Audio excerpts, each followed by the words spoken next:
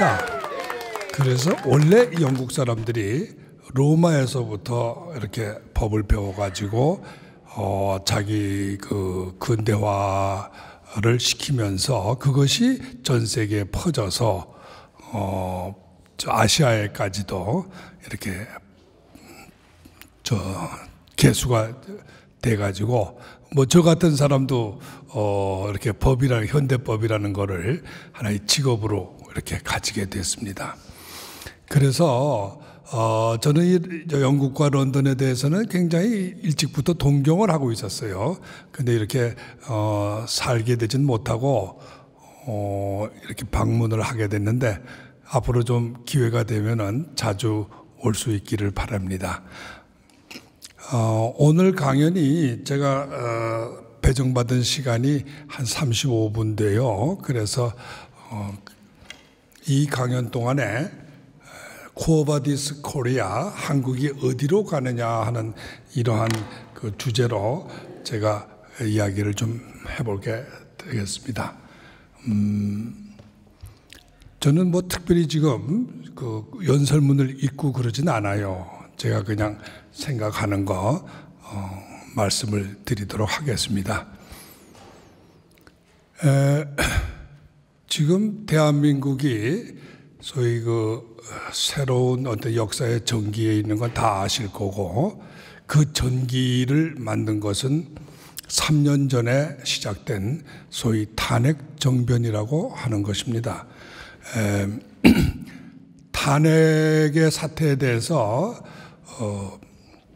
여러 가지 호칭 문제가 있는데요. 탄핵 정변이라는 용어를 저는 쓰고 있습니다. 처음 제가 그 단어를 시작을 했습니다. 탄핵을 무엇이라고 보느냐 하면 정변이라고 보는 거죠. 정변을 영어로 하면은 쿠데타예요. 그런데 이 탄핵에 대해서 보는 시각이 한 세 가지가 있습니다. 첫째는 좌파들이 내세우는 것은 혁명이에요. 소위 촛불혁명이다. 그래서 이것을 시민혁명이다 이렇게 말하고 있고, 그런 분들은 탄핵은 하나의 촛불혁명이다라는 각도에서 보고 있습니다. 아까 이승희 박사께서 보여주셨다시피 그 사람들은 아주 조직적으로 혁명을 시작을 했고 또 지금 혁명을 계속 추진하고 있습니다. 그런 점에서 아직 안 끝났어요. 혁명은 끝나지 않은 혁명, 진행 중인 혁명입니다. 역사를 힘 있는 사람들, 주동하는 사람들의 소위 어떤 그 힘의 팩터, 힘을 추진하는 사람들의 입장에서 본다면 자기네들 해석에 따라야죠. 그러니까 혁명입니다. 1차적인 해석은 혁명이에요. 그럼 역사는 아시다시피 힘이라고 하는 건 작용과 반작용으로 작용을 합쳐지는 것이기 때문에 반대편의 입장에서 본다면 혁명이 아니라 정변입니다. 저는 정변이라고 보는 쪽이에요. 태극기 소위 그 애국자들이 보고 있는 탄핵에 대한 시각입니다. 제3의 입장이 있어요. 탄핵은 혁명도 아니지만 정변도 아니다. 탄핵은 하나의 정치의 변동이다. 이러한 굉장히 중립적인 시각이 있습니다. 잘되고 못되고를 따질 것이 아니라 그것은 하나의 정치적 변동 과정이기 때문에 좀 더 정확하게 말하면 박근혜 대통령의 정치적 과오와 그 과오를 시정하려고 하는 어떤 그 반정치 세력, 박근혜 반대 세력들 간의 충돌이고, 그거는 법적인 절차에 의해서 소위 탄핵 소추와 탄핵 재판 그리고 보궐선거 이렇게 진행된 하나의 적법한 정치 변동이다 이렇게 보는 시각이에요. 이것은 우리나라에서는 현재 자유한국당 분들이 보고 있는 탄핵입니다. 그분들은 문재인이 대통령 된 것이 잘못된 것이 아니라 그 사람이 정치를 잘못하고 있는 것이다 이렇게 보고 있는 거죠.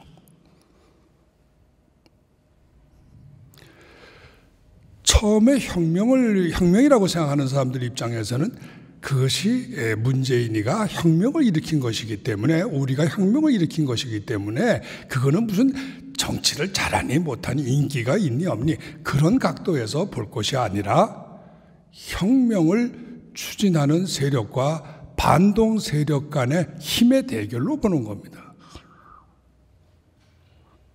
탄핵을 정변이라고 보는 이쪽에서 본다면 너희들은 공격자고 우리는 방어자라는 입장이에요. 공격과 방어로 보고 있는 거예요. 그런 점에서 탄핵을 하나의 혁명이라고 보는 쪽과 정변이라고 보는 쪽은 기본적인 보는 관점은 같습니다. 다만 너는 공격자고 우리는 방어자라는 수호자라는 그러한 쌍방이 서로 같은 입장에서 보는 거예요.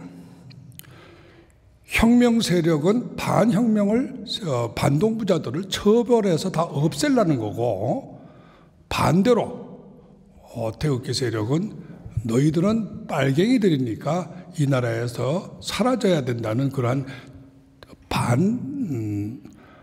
투쟁적인 그러한 성격을 가지게 돼요. 반면에 이것을 하나의 정치 과정이다, 이렇게 정치 공학이다 이런 입장에서 즉히 중립적으로 보고 있고 하나의 정치적 사건으로만 보고 있는 그러한 일부 세력 또는 일부의 특히 주로 자유한국당의 국회의원들의 입장에서 본다면 하나의 선거 과정으로 보고 있는 겁니다. 그래서 정권의 교체라는 데 역점을 두게 돼요. 혁명이냐 정변이냐 아니면 하나의 보궐선거냐 이렇게 세 가지 각도에서 탄핵을 보는 시각은 완전히 틀려져 있습니다. 어쨌든 어떻게 보든 간에 한 가지 공통점이 셋이 다 공통적으로 보고 있는 하나의 문제점은 대한민국이 커다란 변혁기에 처해 있는 겁니다.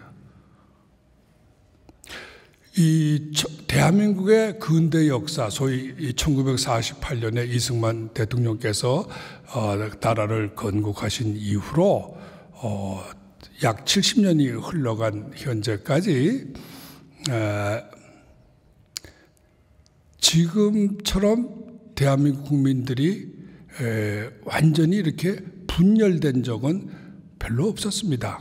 6.25 소위 45년 해방정국이 있었고 48년에 건국이 되면서 건국에 반대하는 세력들은 대부분 월북을 했거나 산으로 들어가 버렸기 때문에 통일이 48년 이후부터는 한국이 정치 세력이 통합됐어요. 국민들이 단합됐습니다. 통합돼 있었어요. 그러다가 6.25를 겪으면서 아주 반공 세력이 절대적으로 승리하고 공산 세력은 완전히 그거는 이제 대한민국 땅에서 공식적으로는 자치를 감춘 거죠. 그러다가 70년이 지난 오늘에 와서 상황은 거의 반전돼 버렸어요. 그것이 이제 이번에 우리가 보고 있는 대한민국의 현상입니다. 지금 아까 박완철 회장께서 오늘이 박정희 대통령 40주기라는 걸 강조하셨는데, 박정희 대통령이 돌아가신 지 40년 만에 박정희 대통령의 따님이 지금 감옥소에 있습니다. 박정희 대통령의 따님이, 제일 큰 따님이 33년의 징역형을 받고 감옥에 있어요. 박정희 대통령 기념관도 없어지고 동상도 없어지고, 이 40년 동안에 지금 현재 나타난 걸 보면은, 40년 지난 뒤에 보면은 지금 오늘 현실은 아까 여러분들이 다 지적하신 대로 문재인이라는 세계적으로 지금 거의 공인돼 있습니다. 이 사람은 공산주의자라는 게 공인돼 있어요. 미국 언론을 비롯해서 세계 언론들이 이미 이제 이거는 하나의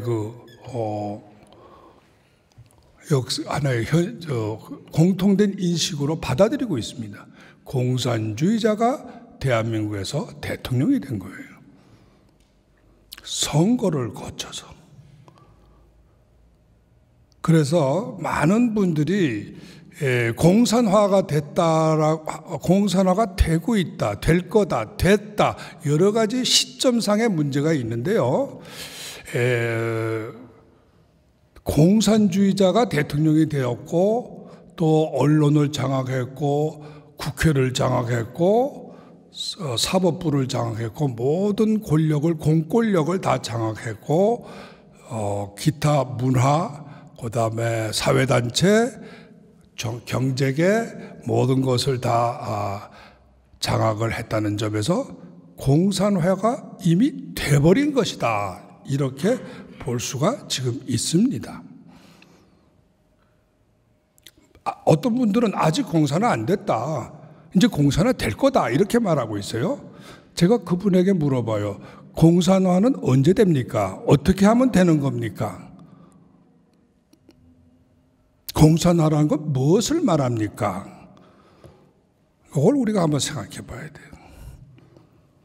공산화라고 하는 것이 커뮤나이제이션을 군사적 측면에서 본다면은 공산화라고 하는 것은 아직 안 된 거예요.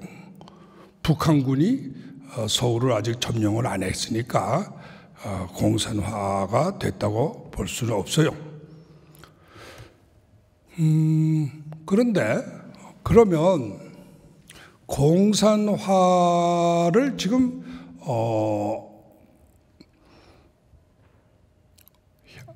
언제 될 거냐? 그리고 북한군이 언제 내려올 거냐? 이것을 우리가 한번 생각해 봐야 돼요. 공산화 시점이니까. 과연 플랜이 있느냐? 또 문재인이라는 사람이 그러면 빨갱이 공산주의자인데, 이 사람 목표는 뭐냐? 목표는 뭐냐?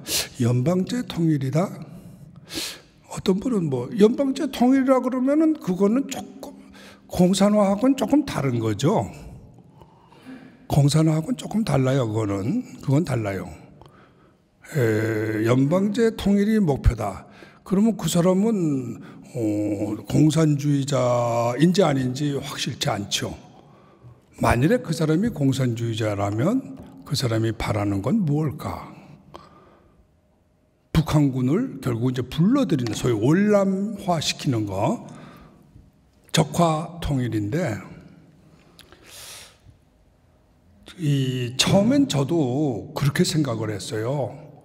그거야 북한군을 곧 불러들이기 위해서 지금 군대를 이렇게 다 국방을 다 이렇게 깨트려 버리는 거 아니냐, 이렇게 생각했는데, 요즘에는 저는 조금 최근 2019년 들어오면서부터는 조금 다르게 봅니다. 북한이 쳐들어오지 않을 거라는 생각을 자꾸 하게 돼요.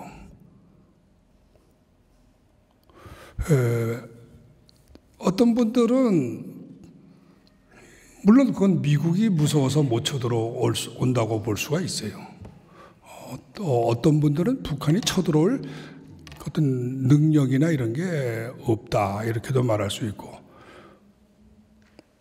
보기 나름에 따라서 굉장히 다른 것 같아요. 근데 한 가지 분명한 게 있어요. 아까 김규민 감독이 굉장히 중요한 이야기를 했어요. 그건 뭐냐면 북한이 남한의 운명을 쥐고 있다. 그건 옳은 말인 것 같아요.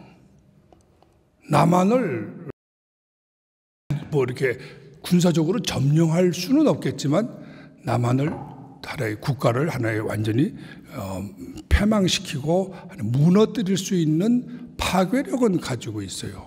말씀대로 뭐 그 불과 40마일 북쪽에 세계에서 가장 잘 훈련됐다고 하는 중무장된 그 군대들을 가지고 내려올 준비가 돼 있으니까, 그런 점에서 본다면 뭐 포 몇 폭만 쏘아도 그야말로 서울을 다 마비시킬 수 있고 한국의 경제를 그대로 스톱시킬 수 있으니까, 한국을 발전은 못 시키지만 적어도 한국을 스톱시킬 수는 있는 그러한 막강한 영향력을 가지고 있다.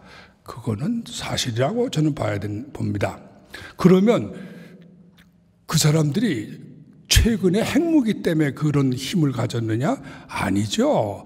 사실은 이미 휴전이 생길 때부터 그 가능성은 있었어요.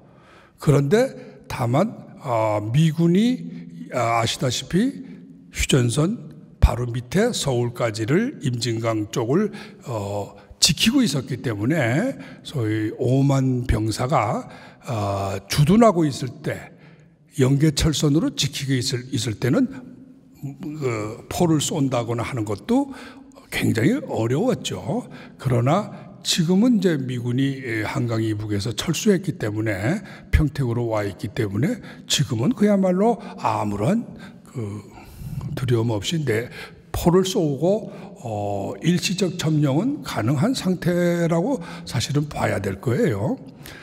그러면 우리는 사실 그 속에서 수십 년을 살아온 거죠. 이미 노무현 대통령에 의해서 미군을 한강 이남으로 철수시킨 때부터 이미 한국은 북한에게 노출된 그런 위험 상황 속에서 지금까지 살아왔던 것 같습니다.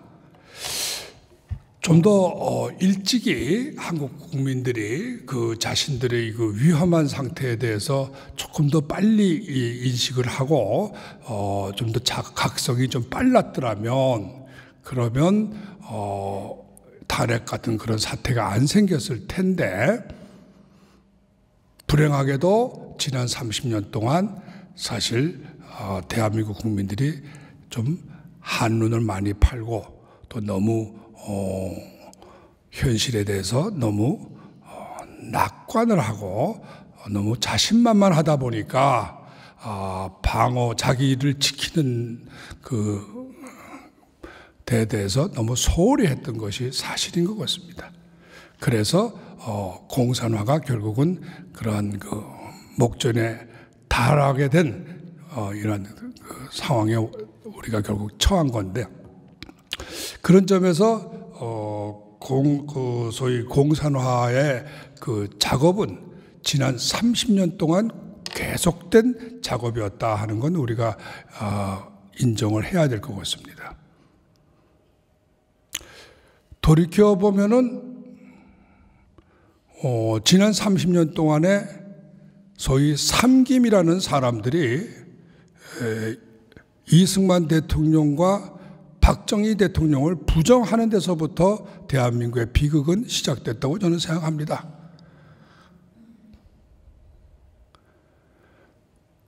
그때 우리가 잃어버린 거예요.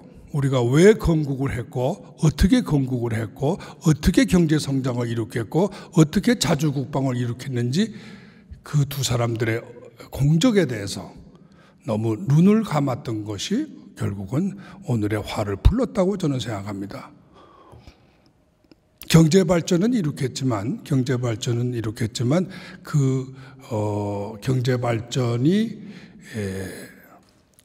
가져온 성과를 나눠 먹기 위해서 너무 급하게 서로 나눠 먹는 싸움에 빠져버려서 결국 소득 3만 불을 정점으로 해서 이제 더 이상 성장의 동력을 잃어버리고 이제 서로 나눠 먹기 싸움으로 돌입해버린 것이 결국 오늘의 이 화근을 불렀다.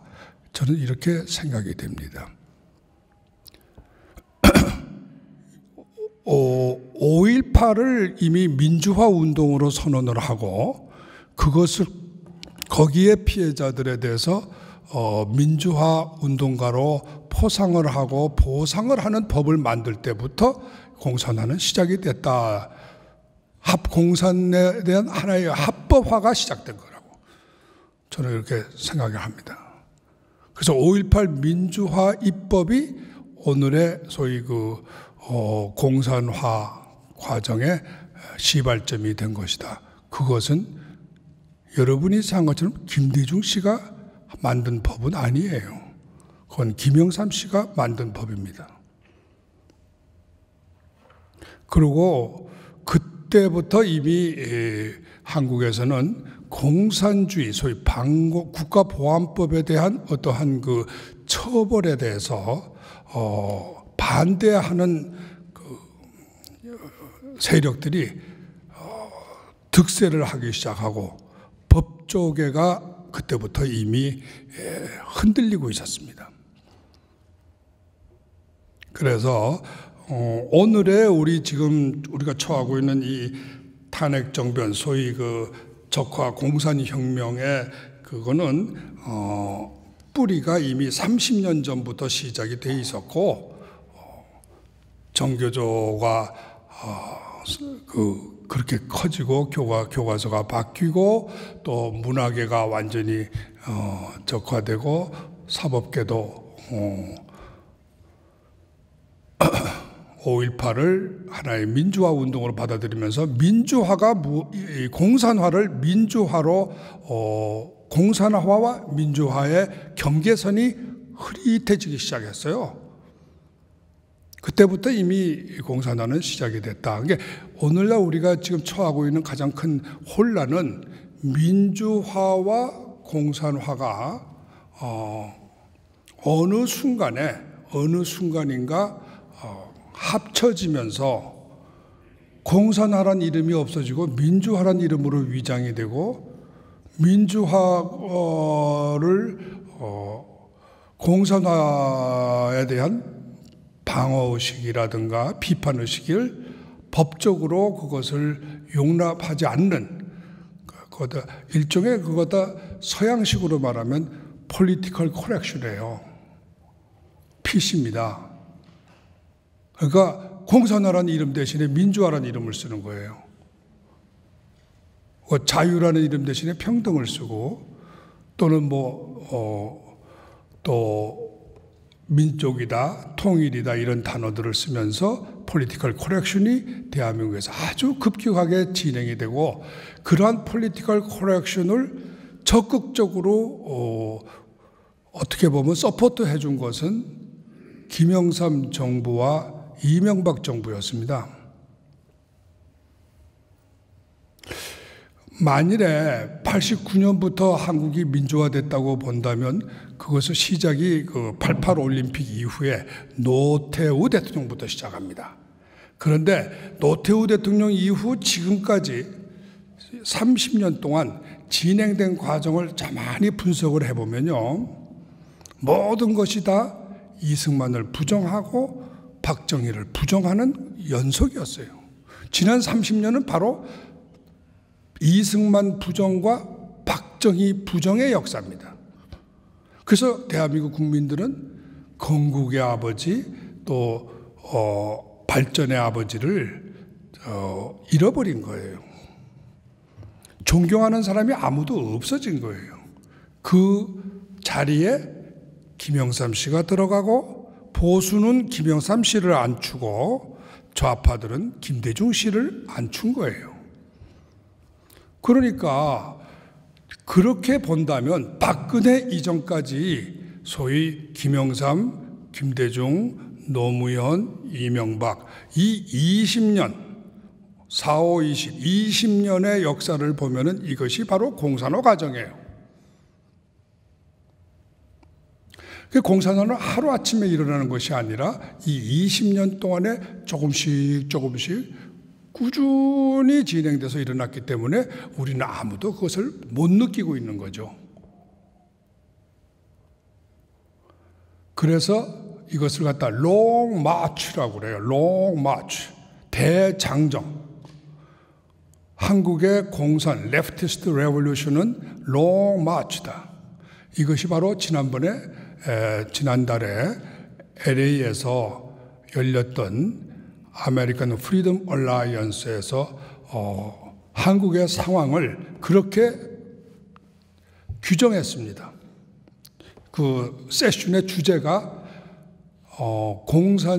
좌익들의 대장정, 한국의 케이스 이렇게 타이틀을 붙였습니다.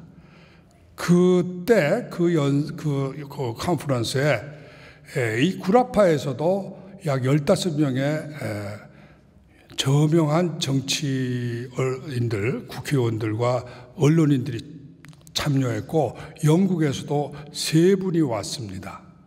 3분이 왔고 국회의원 2분하고 1분의 언론인들이 왔는데 그분들도 사실은 전부 놀랬죠. 한국이 그렇게 지난 20년 동안 좌경화의 과정을 겪어왔다는 것을 진행돼서 지금 바야흐로 그것이 꽃피기 시작했다 하는 것을 듣고 깜짝들 놀래서 참 쇼킹하다 이렇게들 이야기를 합니다. 공산화가 그러면 물리적 공산화가 아니고 공산화를 저 사람들이 혁명이 언론에서 시작된 건 맞아요. 근데 여러분이 잘 아시다시피 혁명은 정권의 권력을 뺏는 것이 혁명인데 그러면 박근혜 대통령의 권력을 뺏어서 문재인이가 가졌다고 하면 혁명이 끝난 겁니까? 아니죠. 그때부터 제2의 혁명이 시작되는 거예요. 혁명은 뒤집는 혁명과 과정과 그 다음엔 자기네들이 목표로 했던 것을 실행하는 이 두 가지 과정으로 구성되고 있습니다. 그러니까 혁명은 지금 2단계가 진행됐는데 그게 바로 대숙청이에요. 대숙청. 그것이 바로 문재인이가 2017년부터 1년 동안 정확하게는 2018년 말 또는 2018년 말 여태까지 진행한 것이 바로 여러분이 아시다시피 적폐청산이에요. 그 적폐청산 이름 바꿔 말하면 대숙청입니다. 문재인이가 단순한 좌파가 아니고 혁명을 꿈꾸고 있다는 확실한 증거는 그 적폐청산입니다. 김대중 씨나 노무현 씨는 적폐청산을 안 했어요. 그 사람들은 적폐청산을 안 했습니다. 남북 협상은 했지만 적폐청산을 안 했어요. 북한을 지원해주고 국정원에서 간첩 잡는 거를 없애버리고 한미 동맹을 약화시키고 하는 지금 노무현이가 하는 일들의 모든 모델은 그때 이미 다 나타났지만 차이점은 바로 그때는 적폐청산이라는 숙청 작업이 없었습니다. 근데 지금은 숙청 작업이 진행된 것이 차이예요. 많은 분들이 그 점을 놓치고 있어요. 근데 이 숙청은 어떻게 했느냐? 누가 했느냐? 하면은 법조인들이 했습니다. 무슨 따뻘대가 몽둥이 부대가 나타나서 잡아가두고 소련의 체카 같은 것이 붙잡아가고 그렇게 한 건 아니에요. 적어도 사법시험을 합격하고 자유민주주의 헌법의 모든 과정을 다 배운 굉장히 보수의 보수 중에 최보수가 바로 법조인들입니다. 어느 나라고 다 그래요. 그 법조인들의 힘을 빌려서 적폐청산을 한 거예요. 이것이 한국형 모델이에요. 이 모델이 앞으로 세계 각국에도 수출될 가능성이 상당히 높습니다.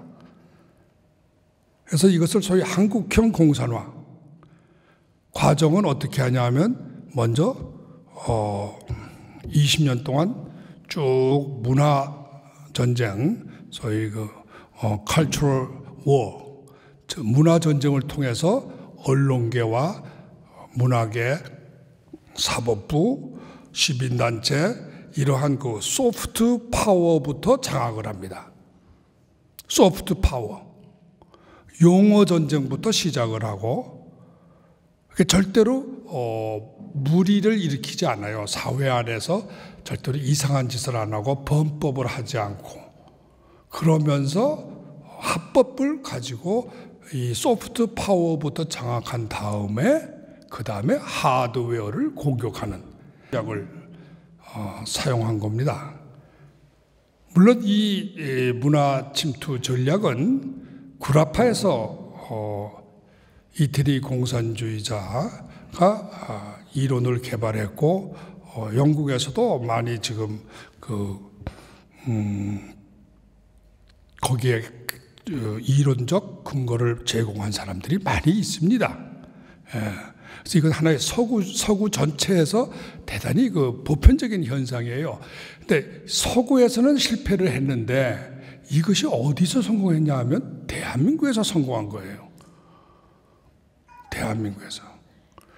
그래서 탄핵을 해서 대통령을 바꾼 다음에 자기네들이 장악한 다음에 그 다음에 이제 숙청 작업으로 들어가는 이러한 공산화 전략이 한국에서 시행된 겁니다. 거기에 물론 이제 숙청된 대상자들을 보면은 여러분이 아시다시피 전임 대통령 박근혜 대통령 33년에 징역형을 받았고 현재 감옥소에 있고 그 다음에 이명박 대통령 구속을 했는데 이분은 또 석방을 해주었어요. 그 다음에 높은 사람이 대법원장입니다. 세계 민주국가에서 바로 직전 대법원장이 구속된 사례는 없습니다. 없어요. 공산혁명이 일어날 때만 일어나는 현상이에요. 대법원장이 구속되는 거는. 우리나라에서는 양승태 대법원장이 아시다시피 2019년 1월 달에 구속이 됐어요. 영장이 발부된다는 이야기는 검사가 영장을 신청했고 판사가 영장을 발부한 거예요. 그 바로 얼마 전까지 대법원장 하던 그 사람 밑에 있던 판사가 이 사람 구속해야 된다 하고선 영장을 발부한 거예요. 대법원장을. 또 높은 사람은 전임 국정원장 3사람이 구속됐습니다. 남재준, 이병호, 이병기 3사람이 구속됐어요. 그 다음에 전직 국방장관과 전직 장성들이 구속이 됐습니다. 별넷, 별셋, 별둘 뿐만 아니라 장관들은 이름 숫자들을 셀 수 없을 정도로 많이 구속됐어요. 지금도 조윤선 장관은 문화장관을 구속합니다. 문화장관을 가장 비정치적인 문화장관을 구속을 해서 지금 현재 4년인가 형을 받고 지금 감옥소에 있습니다. 국가의 대통령의 비서실장 김기춘 씨 나이가 80이 넘었는데도 구속이 되어 있습니다. 그분은 현재 본인도 병환으로 있고 부인도 병환으로 있지만 구속이 되어 있어요. 여러분들이 탄핵과 또 그 이후에 어떤 이런 지금 현재 오늘의 문재인 정권을 이야기할 때 많은 분들이 초점을 어디다 맞추느냐 하면은 문재인 공산주의자니까 몰아내야 돼. 여기에만 초점을 맞춰요. 예. 근데 그거 조금 다시 생각하셔야 돼요. 왜요? 공산화라고 하는 것을 이 사람들이 하는 공산화는 군대를 불러들이는 월남식 공산화하고는 저는 조금 다르다고 봅니다. 이 사람들의 공산화는 장기간에 걸쳐서 서서히 녹여서 들어가는 그러한 그 공산화이기 때문에 북한군을 불러들이지 않을지 모릅니다. 또 역설적으로 저는 김정은이 안 쳐들어온다고 저는 생각을 해요. 자기가 살기 위해서. 쳐들어왔을 때는 김정은에게 초이스가 두 가지밖에 없어요. 미국과 싸워서 이기든가 죽든가예요. 미국과 싸워서 이길 승산은 별로 없거든요. 그래서 김정은이가 쳐들어오는 건 자살 행위에 가깝기 때문에 안 쳐들어올 가능성도 상당히 높습니다. 최근에 김정은이가 문재인을 공격하기 시작했어요. 저는 이 사건을 단순히 보진 않아요. 제가 2000년도에 현대 그룹에 법률 고문을 했었습니다.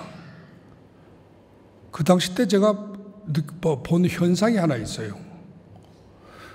김대중 대통령이 그 당시 때 김정일 만나러 가서 노벨상까지 받고 그런 거 다 아시잖아요.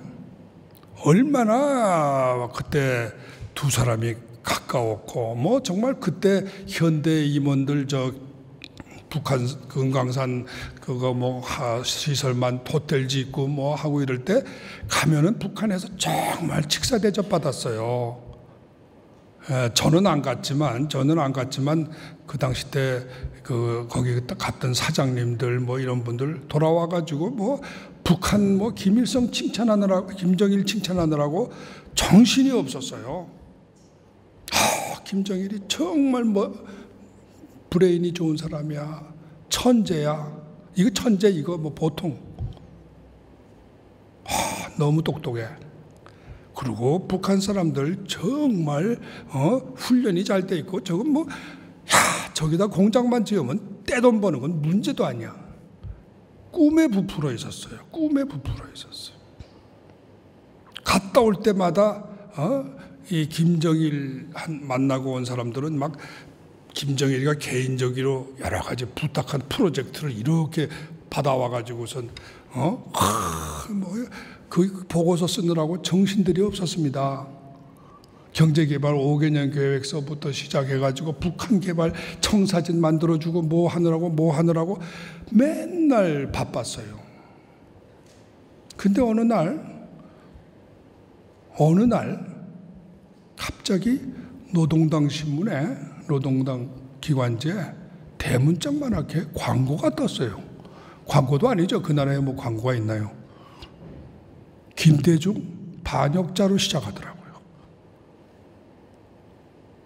저 깜짝 놀랐습니다. 김대중 정권에서도 그거는 보도를 안 했어요. 근데 현대에서는 발칵 뒤집어졌어요. 어떻게 된 건지 몰라서. 왜 갑자기 이 사람 변심했나?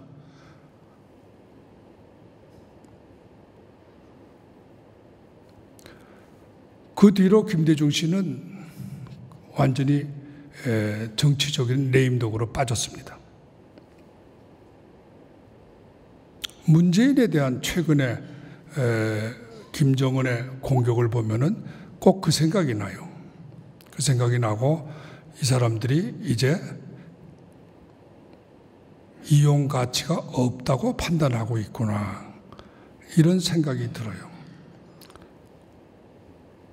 문재인이가 북한군 보고 아마 내려와 달라, 와서 미군 좀 쫓아내 달라고 부탁하면은 아마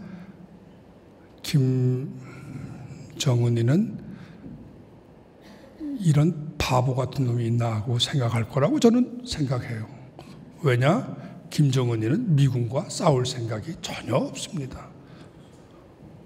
그 사람들, 힘이 약한 사람들이 힘 강한 사람하고 싸우지 않거든요.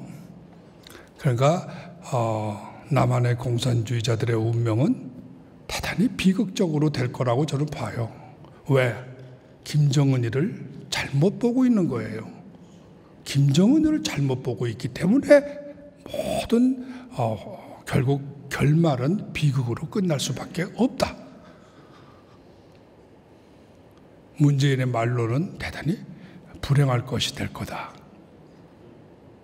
김정일이 믿고 따라가는데 김정일이 생각에는 이용 가치가 끝났거든요. 어쨌든 조국 사태를 계기로 해서 저는 촛불혁명이 끝났다고 생각합니다. 원래 혁명은 1년 안에 성공하지 못하면 어려워요. 장기화되면 혁명의 열기가 식는 거예요. 특히 언론을 통한 혁명은 단점이 있습니다.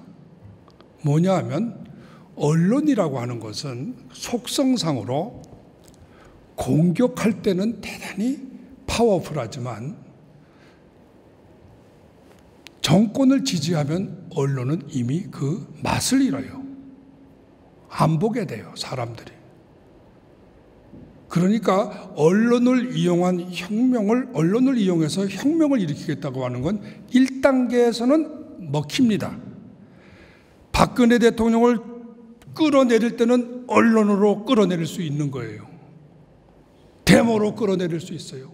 언론에 선동당한 어리석은 대중들을 얼마든지 동원할 수 있습니다.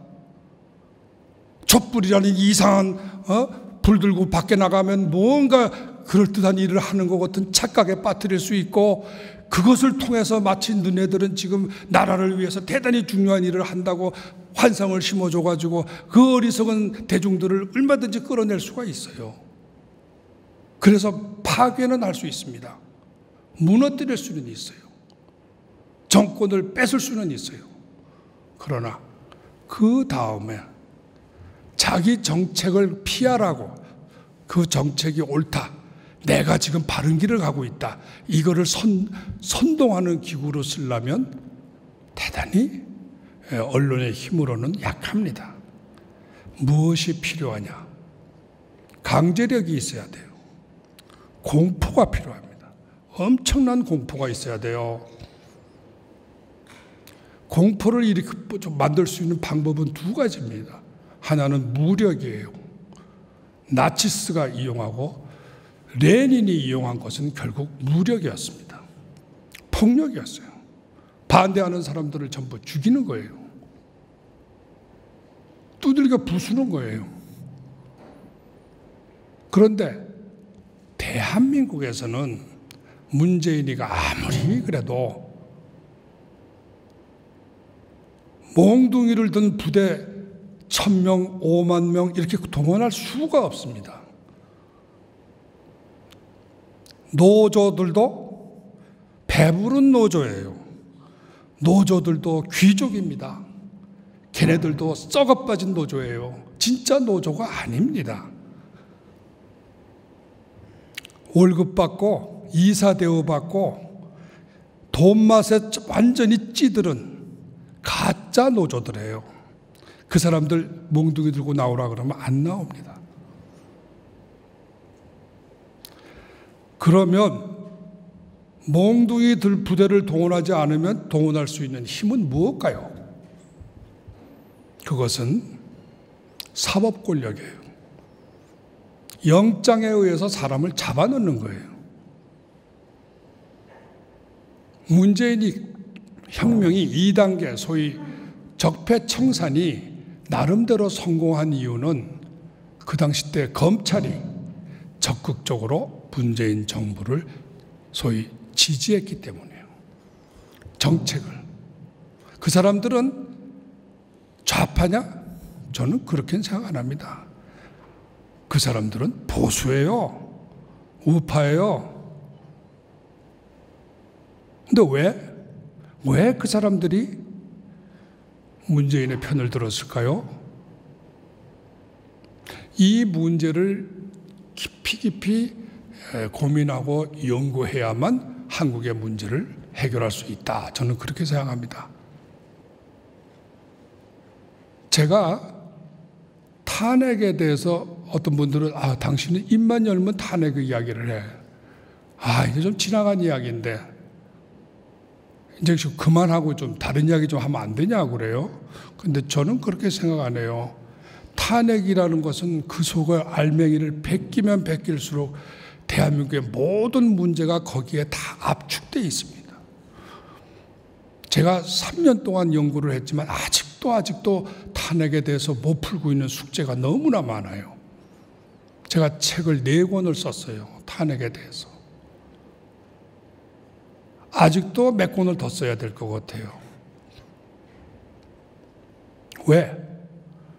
여기에는 근본적인 의문이 있어요. 가장 보수적이고 가장 우파의 핵심이라고 할 수 있는 검찰 권력이 왜 좌파들의 촛불혁명에 동참했냐 이거예요. 왜 가장 보수적이고 어느 사회에서고 판사는 가장 보수적인 사람들이에요. 이 판사들이 왜 박정희 대통령의 딸 박근혜 대통령을 구속하고 탄핵하고 구속하고 33년의 형을 선고하느냐 이거예요. 이 문제는 정말로 이해할 수 없는 수수께끼이기 때문에 저로서는 지난 3년 동안 이 문제를 풀기 위해서 저 나름대로 많은 자료를 찾고 많은 사람들과 토론해보고 또 제가 연구도 해보고 해서 나름대로 저는 이 이론을 가지고 있습니다만은 어쨌든 문제는 이 보수가 문재인을 이제 버리기 시작한 거예요.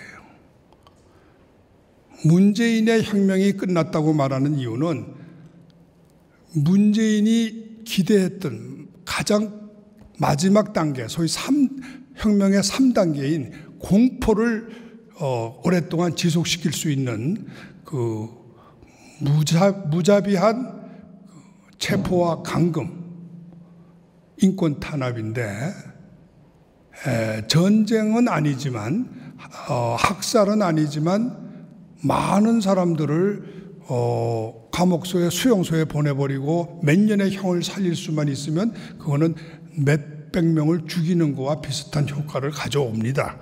그 사회를 완전히 공포로 몰아요. 더군다나 그냥 총으로 쏘아 죽이면은 반란군이 생깁니다. 여러분 그거 아세요? 남미라든가 아프리카나 유럽도 군대를 한쪽에서 좌파가 군대를 동원하면 반드시 우파가 반군을 조직하게 돼요. 그래서 무력투쟁으로 들어갑니다. 전쟁이 일어나요. 내전으로. 그런데 이 법조계를 동원해서 소위 법치라는 이름으로 사람을 잡아놓고만 할 수 있으면 저항할 수가 없어요. 그걸 어떻게 막아요? 일반 시민들이 판사 검사가 법의 이름으로 법조문 제 몇 조에 의해서 구속하고 형을 살렸는데 어떻게 일반 사람들이 야 그거 석방해라 너희들 물러나라 그거 어떻게 합니까? 그렇기 때문에 법치만 사법 권력만 계속 장악할 수 있다면 무엇이든지 할 수 있어요. 군대를 동원할 필요가 없어요. 그리고 가장 값싼 방법이에요. 가장 값싼 방법이에요. 군대를 동원하면 위험이 큽니다.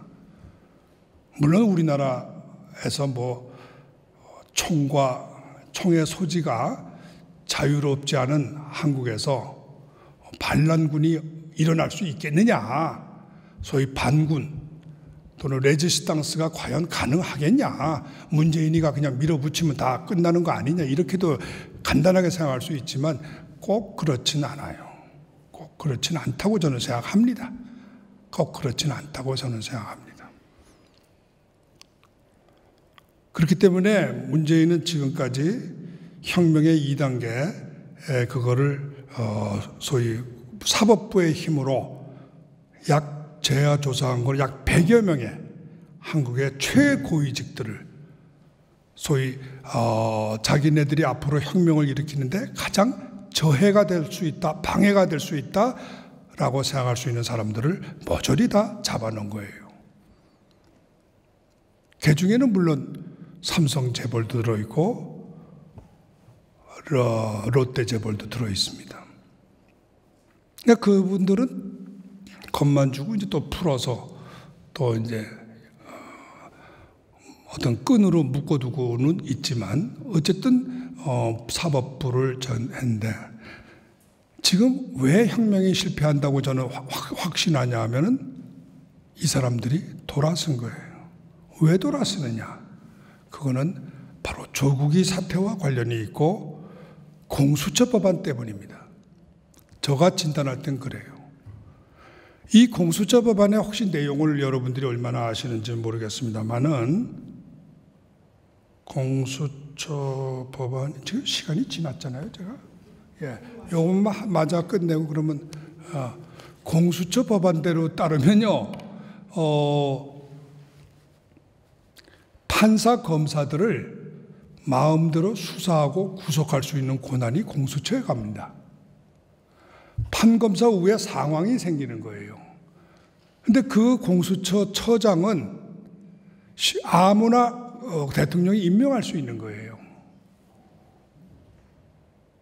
판검사가 아니라도 되는 거예요. 수사관들을 얼마든지 일반 시민들로, 공수처 직원들로, 소위 일반 직원들로 메꿀 수 있는 거예요. 그러면 어떻게 돼요? 판사 검사들은 어떻게 해야 돼요? 전부 집에 돌아가야 돼요. 이런 법안을 시도한 사람은 대한민국 역사에 아무도 없었어요. 그동안에 다른 대통령들은 검찰 권력이 너무 세다고 해가지고 수사권 조정이라고 해서 수사권 중에 일부를 경찰한테 넘겨주는 검경 수사권 조정법이라는 것을 계속 선거 공약으로 내놨었습니다. 경찰의 지지를 얻기 위해서. 그런데 이 문재인은 약간 도가 넘었어요. 제정신이 판단력이 흐려진 거라고 저는 보는데 이 사람은 도가 넘어서 아예 판검사들을 자기 손아귀에 완전히 장악하려고 했던 것 같습니다. 그 꿈을 앞장서서 실현하겠다고 나선 사람이 조국이었어요. 자기가 고시가 안 되니까 원한이 생겨서 그랬는지 그건 모르겠습니다만은 어쨌든 판검사들로서로 볼 때는 절대로 용납할 수 없는 법안이기 때문에 또 그 법안을 주동한 조국이를 용서할 수가 없는 거예요. 그래서 총골기한 겁니다. 문재인 정권은 이제 검찰과 법원으로부터 등돌림을 당하기 시작할 거예요. 그러면 모래성처럼 촛불혁명은 무너져 내릴 수밖에 없습니다.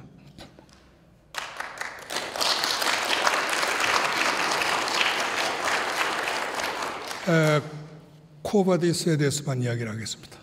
코바디스가요, 아시다시피 성경 이야기고 베드로가 마지막에 그 로마로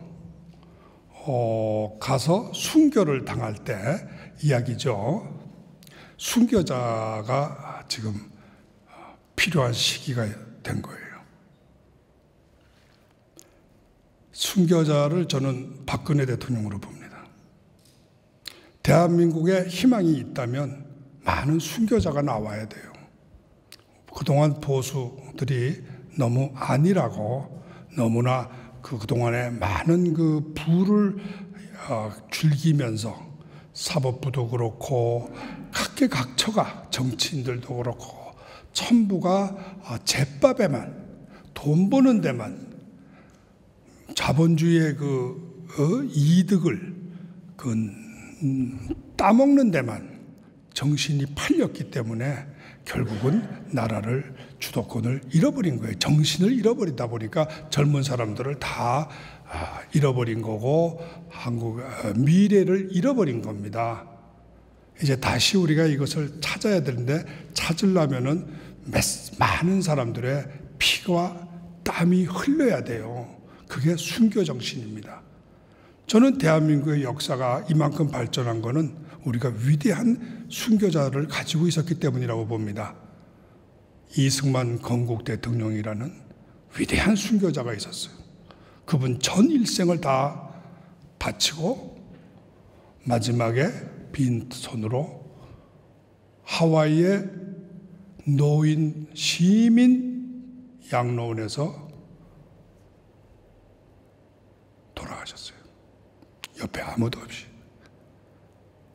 박정희 대통령도 전 일생을 나라를 위해서 다 바치고 재산 하나 없이 총을 맞고 돌아가셨어요. 이런 두 분의 위대한 순교자들이 있었기 때문에 대한민국은 이 짧은 시간 내에 이렇게 발전한 거라고 저는 생각합니다. 여러분도 다 기억하시겠지만 서양의 역사를 말할 때 두 가지를 말해요. 하나는 서양은 위대한 정복자들에 의해서 소위 장군들에 의해서 커진 나라입니다. 군인들에 의해서. 두 번째는 순교자들에 의해서 지켜진 나라입니다. 서양의 문화는 수많은 순교자들의 문화예요. 기독교 문화. 한국은 저는 자랑스럽게 생각하는 건 다른 나라에 없는 위대한 순교자들이 많이 있다고 저는 믿습니다. 태극기 애국운동에 나오는 이 시민들도 무슨 돈을 받습니까? 무슨 보상을 받습니까? 국회의원 자리가 생깁니까? 나이 70, 80 먹은 분들이 왜 태극기 들고 나가겠습니까? 다 바치고 나가는 거. 저는 그분들은 위대한 순교자들이라고 저는 보고 그 구심점이 바로 감옥소에 계시는 박근혜 대통령이에요. 그분은 돈 한 푼 안 먹었는데도 지금 현재 죄명이 뇌물죄예요. 그 뇌물죄의 액수가 180억이 넘습니다. 벌금만 지금 180억이에요. 그 양반 재산 한 푼도 없어요. 단 한 푼도. 변호사들 단 한 푼의 급여를 보수비를 못 줘서 변호사들도 다 사임한 겁니다. 먹고 살 수가 없어서. 그분이 삼성동 자택을 청와대에서 나오셔가지고 팔았어요. 팔고 내곡동인가 어디에 조그마한 집을 하나 사시고 차액 30억을 변호사에게 줬어요. 유영아 변호사에게.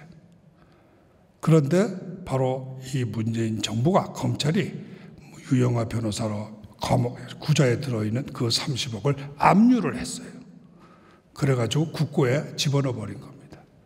그래서 변호사들이 단돈 한 푼을 받을 수가 없어요. 다 사임할 수밖에 없었어요. 이것은 서양식으로 말하면 완전 인권 탄압입니다. 변호사 선임할 권리를 완전히 박탈한 거예요. 그래서 박근혜 대통령은 이미 그때부터 모든 법정 투쟁을 다 포기하고 자기의 운명을 나라에 맡기겠다. 이렇게 순교자의 길을 선택하신 겁니다. 많은 분들이 한국이 어디로 가느냐고 묻는데 저는 굉장히 바른 길로 가고 있다고 봅니다. 바른 길로 가고 있다고 보고 우리 대한민국 절대로 공산화 안 될 거고, 또 지금까지 20년 동안 잠들어 있었던 우리 애국 정신들이 다시 살아나서 좋은 나라, 또 남북한 다 통일되는 그러한 좋은 나라가 되리라고 저는 확신합니다. 감사합니다.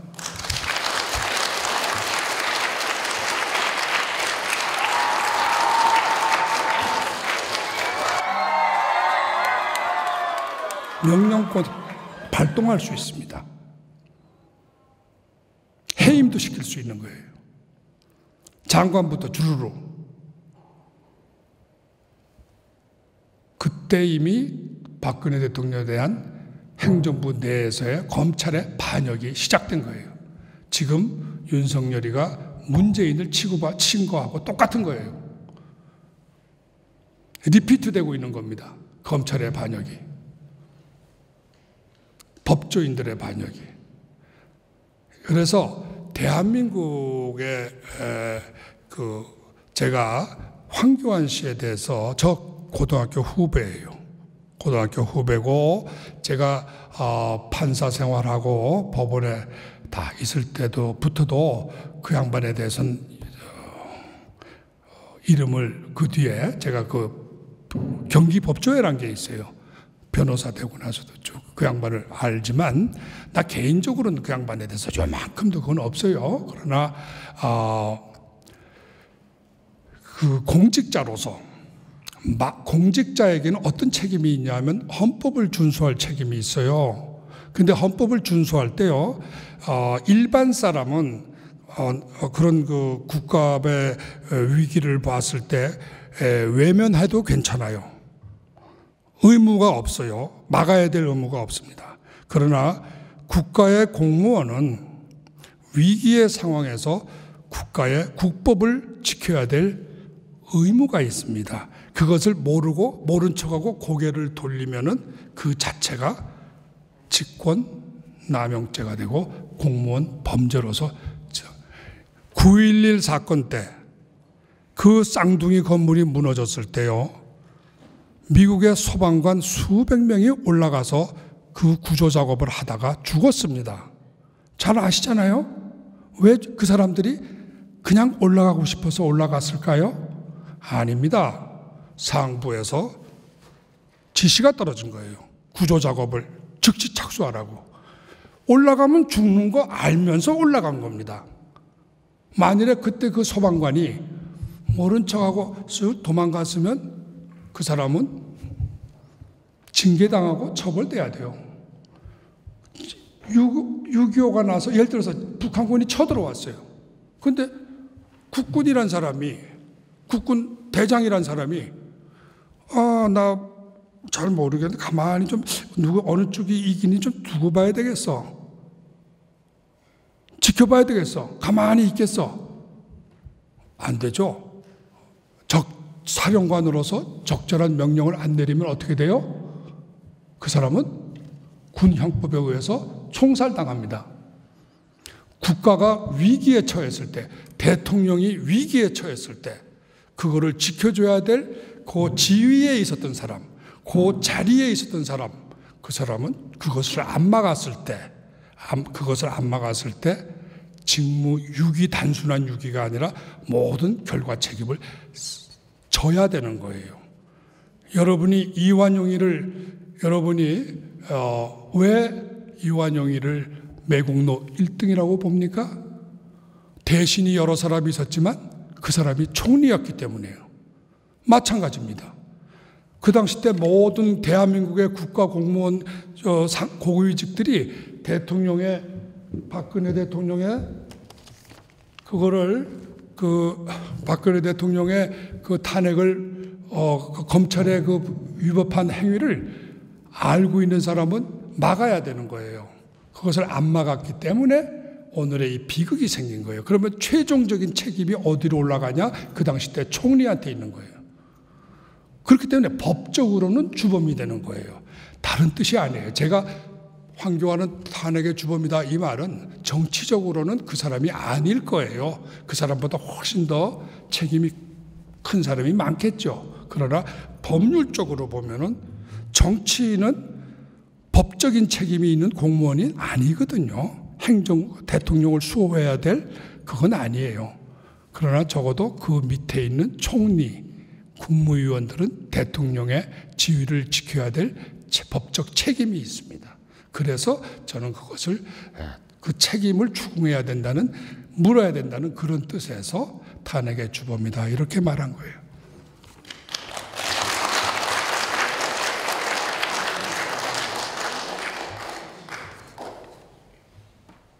자, 그리고 한 가지로, 이 혹시 제 책을 사신 분들이 있으면 제가 서명을 해드릴게요. 그리고 제 책은요, 오늘 행사하시는데 그 비용을 전부 헌금하겠습니다.